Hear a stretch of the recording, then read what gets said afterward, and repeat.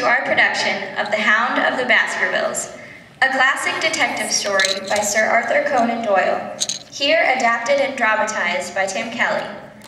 At this time, we ask you to please turn off all electronic devices and cell phones, as there is no reception on the moor. I would like to remind you that food and drink are not to be brought into the auditorium. And now I invite you to sit back, relax, and enjoy The Hound of the Baskervilles.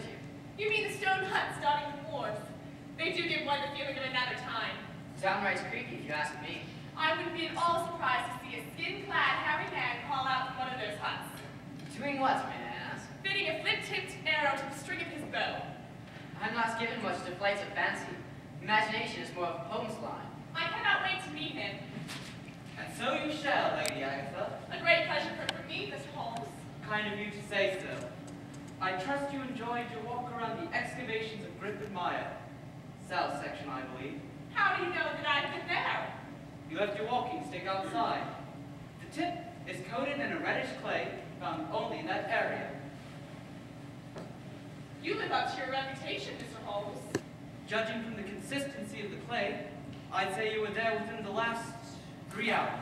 Bravo! I would be careful to take my schnauzer out there.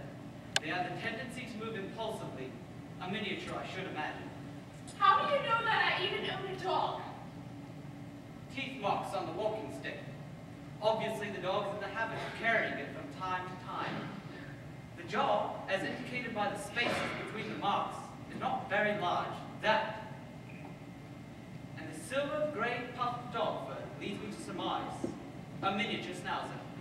You really are an automaton, Holmes. A calculating machine. There's something positively inhuman about you at times. You take my breath away, Mr. Holmes. Elementary. You said you needed our help. I do. Does your request in any way concern itself with the recent demise of Sir Charles Baskerville? It does. London papers say it was a heart attack. An elderly gentleman, if I recall correctly. Over 80. You suspect foul play. What makes you say that? You have hardly called upon my services with a situation not grave. I've always considered myself a rational woman. What here can vouch for that? Absolutely. I've never taken the occult seriously. The occult? Perhaps this will explain.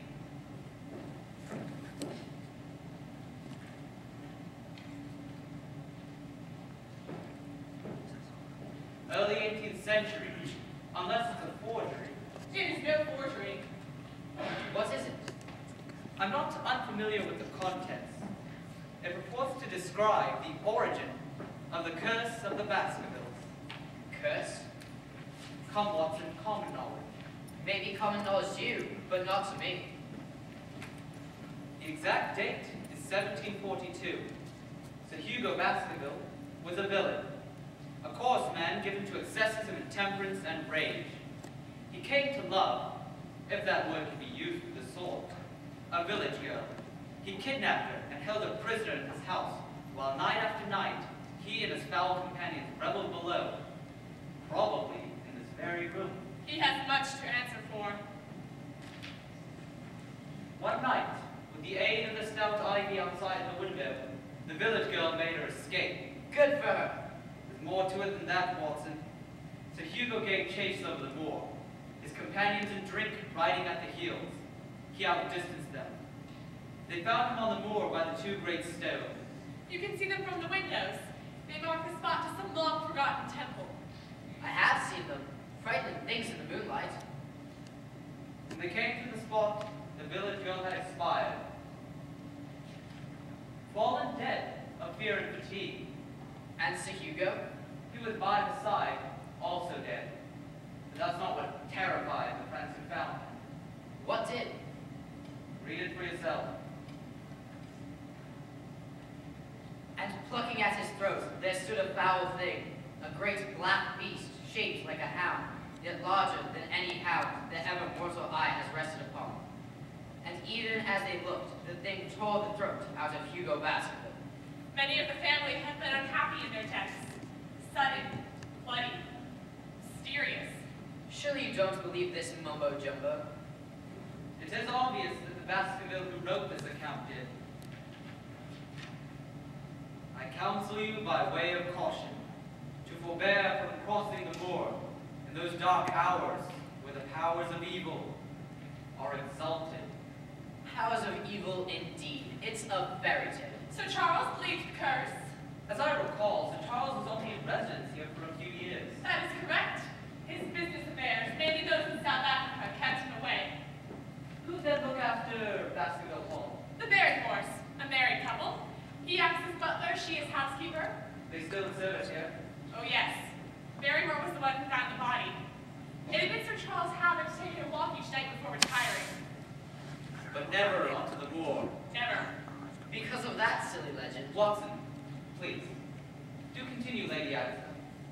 On the night of his death, Sir Charles took his walk as usual. He never returned.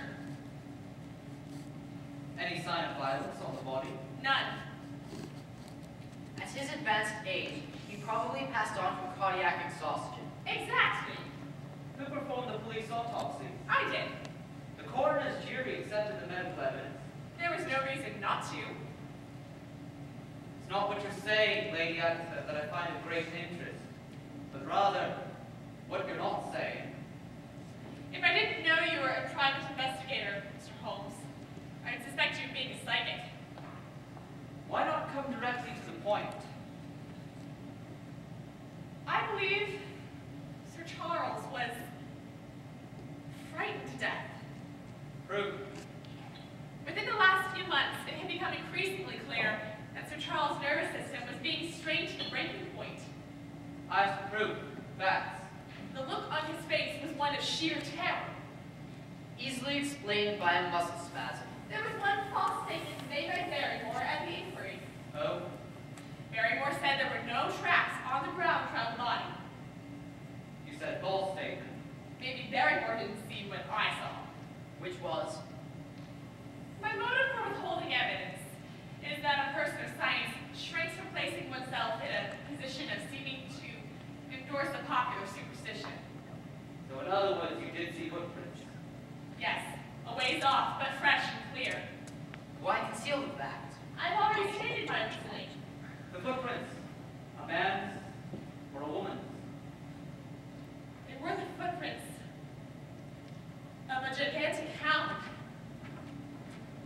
Beg pardon, Lady Agatha. It's Sir Henry. I saw him from upstairs. He's cutting across the moor now. Oh, thank heaven. You're the housekeeper, I take it.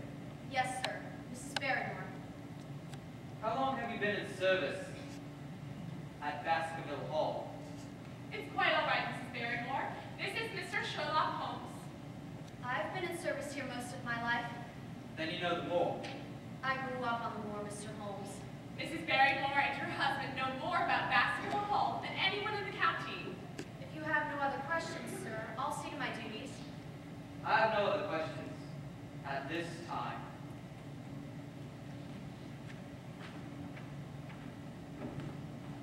Remarkable woman.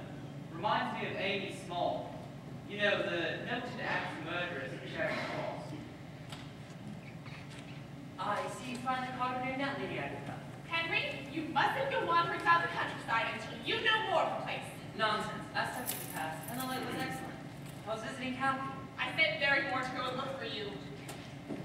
It's a pleasure, Mr. Holmes. Thank you, but I'm not Holmes. I'm John Watson, M.D., a former colleague of Lady Agatha's. You'll forgive me. I take it by the timbre of your accent that you spent some time in America, Sir Henry. The States and Canada, that I only recently returned. If it hadn't been for my uncle's death, I'd still be there. Surely you don't believe the balderdash Lady Agatha has been spouting? I haven't, my dear. I haven't made up my mind yet. Show him the letter. This arrived one morning at my London hotel.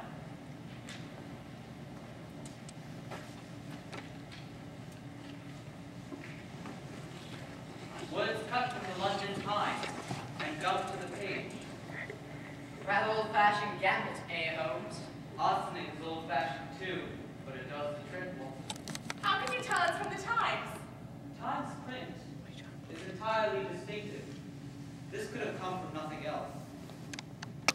As you value your life or your reason, keep away from the war.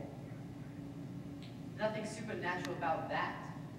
It may have been sent from someone who was convinced that Sir Charles' death was unearthly. Who? Someone trying to frighten Sir Henry off of Baskervilles Hall. No envelope, no stamp. I found it tucked into the door of my room. Do you plan on remaining in residence here? There's no man on earth or devil in hell who can prevent me from staying in my own home. I take that as a final answer. Absolutely. Then you did well to seek me out, Lady Agatha. Can I keep the letter? Of course. Anything found around the body? The stub of Sir Charles' cigar. 2 stubs, actually, and a great deal of cigar ash. Curious. There's no other claimant on the estate, I take it. There were 3 brothers. Sir Charles was the elder, the second died young. That was my father. And the third? Roger Baskerville, a black sheep, fled to Central America and died there of tropical fever. Supposing that anything should happen to our young friend here, you'll forgive the unpleasant hypothesis. Who then shall inherit? Since Roger died unmarried, the estate would descend to James Desmond. A distant cousin. Is there any other kind? Watson, please. He's a clergyman in the village of Tracy Coombs. Quite close, actually. A short drive.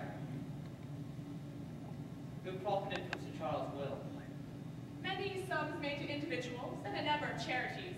He was a generous man. Yes, yes. The Barrymores each received £5,000. He was generous. Did they know they would receive the sum?